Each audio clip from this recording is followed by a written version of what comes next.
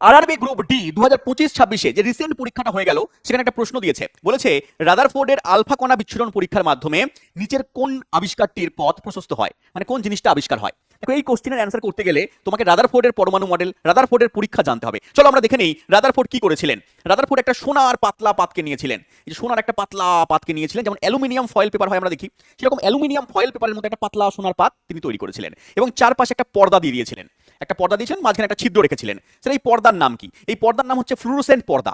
Sir কি হয় এই পর্দায়? এই পর্দায় যদি কোনো রশ্মি আঘাত করে তাহলে সেটা দেখা যায়, বোঝা যায় যে এটা রশ্মি এসে আঘাত করলো। তাহলে এখানে হচ্ছে ফ্লুরোসেন্ট পর্দা দিলেন এবং তিনি এখানে যে রশ্মি পাঠালেন তার নাম হচ্ছে আলফা রশ্মি।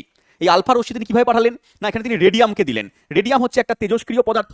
এই রেডিয়াম থেকে আলফা রশ্মি তিনি নির্গত করতে থাকলেন, ফেলতে থাকলেন সোনার পাতের উপরে। সোনার পাতের উপরে যা আলফা রশ্মি যা, যা আলফা রশ্মি যা করে এখানে তিনি আলফা রশ্মি এখানে ফেলতে থাকলেন। তিনি দেখলেন সমস্ত আলফা রশ্মিগুলো কি হচ্ছে, সোনার পাতকে ভেদ করে উল্টো দিকে চলে যাচ্ছে, উল্টো দিকে চলে গিয়ে এখানে পর্দায় আঘাত করছে। কিন্তু কিন্তু তিনি দেখলেন যে এই সোনার পাতের মাঝখানে এমন একটা জায়গা আছে, যদি আমি ঠিক মাঝখানে এখানে আলফা রশ্মিকে পাঠাই তাহলে সে উল্টো দিকে যাচ্ছে না, ও কি করছে, ব্যাক করে এই দিকে ফিরে আসছে বা এই দিকে ফিরে যাচ্ছে। এটা ঠিক মাঝখানে একটা জায়গায় হচ্ছে। তিনি এখান থেকে একটা সিদ্ধান্তে উপনীত হলেন, বলেন দেখুন যদি সোনার পাতকে আমরা পরমাণু কল্পনা করি তার মানে পরমাণুর ঠিক মাঝখানে এমন একটা জায়গা আছে যেখানে ওর ভরটা নিহিত আছে, সমস্ত ভর ঠিক মাঝখানে আছে। তিনি বললেন এটাকে আমরা পরমাণুর নিউক্লিয়াস বলবো। তিনি এখান থেকে আবিষ্কার করলেন যে পরমাণুর ঠিক মাঝখানে ওর সমস্ত ভর নিহিত আছে, এটাকে আমরা পরমাণুর নিউক্লিয়াস বলছি। এবং তার সঙ্গে সঙ্গে বললেন যে পরমাণুর বেশিরভাগ জায়গা ফাঁকা।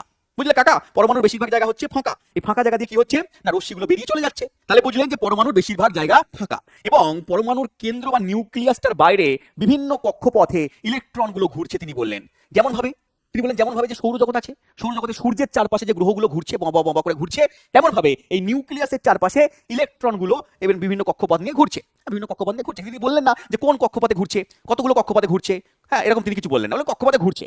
এবার লোকেরা প্রশ্ন করলো, দেখুন দাদা যদি ঘুরতে থাকে তাহলে পারে এতে শক্তি নষ্ট হবে। যেমন আপনি কারোর বাড়ির চারপাশে ঘুরছেন, তাহলে কারোর বাড়ির চারপাশে ঘুরলে পারে কি হবে, একসময় আপনি নিস্তেজ হয়ে পড়বেন, থেমে যাবেন, ঘাম হবে আপনার, আপনি হচ্ছে শক্তি হারিয়ে ফেললেন, বসে পড়বেন। তাহলে এই ইলেকট্রনগুলো যখন চারপাশে ঘুরছে তাহলে এদের শক্তি কমছে না কেন? সেই মতবাদটা আসবে বোরের মতবাদ দিয়ে। তার আগে বলে দিই যেখান থেকে যে প্রশ্নগুলো দিয়েছে তার অ্যান্সার কি হবে, চলো দেখে নিই। রাদারফোর্ডের মডেল অনুযায়ী পরমাণুর অধিকাংশ জায়গা কি হবে, কি বলেছিলাম কাকা, অধিকাংশ জায়গা ফাঁকা, পরমাণুর মধ্যে বেশিরভাগ জায়গা হচ্ছে ফাঁকা। নেক্সট কোশ্চেন, রাদারফোর্ডের মডেলের প্রধান ত্রুটি কি ছিল? একটু আগেই বললাম যে প্রধান ত্রুটি ছিল যে ইলেকট্রন কেন নিউক্লিয়াসে পতিত হচ্ছে না তা তিনি ব্যাখ্যা করতে পারেননি। যদি ও নিউক্লিয়াসের চারপাশে ঘুরে ইলেকট্রনগুলো তাহলে কি হবে, তুমি কারো চারপাশে ঘুরলে একসময় তুমি তোমার শক্তি নষ্ট করে একসময় কি করবে, বসে পড়বে। তেমন ইলেকট্রনগুলো যখন ঘুরছে তখন ও শক্তি নষ্ট করে নিউক্লিয়াসের উপরে এসে পড়ছে না কেন, এটা তিনি ব্যাখ্যা করতে পারেননি। এটা ব্যাখ্যা করেছেন বোর। কমেন্ট বক্সে তুমি আমাকে লিখবে, যদি তুমি বোরের মডেল জানতে চাও তাহলে কমেন্ট বক্সের মধ্যে বলবে বোরস মডেল চাই।